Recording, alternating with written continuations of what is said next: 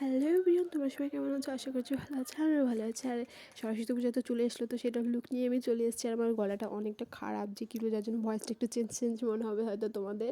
এখানে আমি প্রথমে আইব্রোটা করে আমি প্রথমে আইটা করে নিচ্ছি। এখানে আমি ইয়েলো একটা নিউড কালার মিক্স করে দেন তো আমি কালারটা আমি এনেছি। আর এখানে আমি শুধু আইলাইনারটা দিয়ে একটু মাছ করে নিচ্ছি, সরি আইলাইনার না, কাজল দিয়েছিলাম। আর এখানে আমি একটু শিমার লাগিয়ে নিয়েছিলাম। এখানে আমি বেসে চলে এসেছি। বেসের মধ্যে আমি জাস্ট হালকা ফাউন্ডেশন লাগাবো, বাট ফাউন্ডেশন হালকা লাগাতে গিয়ে আমারটা অনেক হ্যাভি হয়ে গেছে। যাই হোক, অ্যাভয়েড করে, সেটা কোনো ব্যাপার না।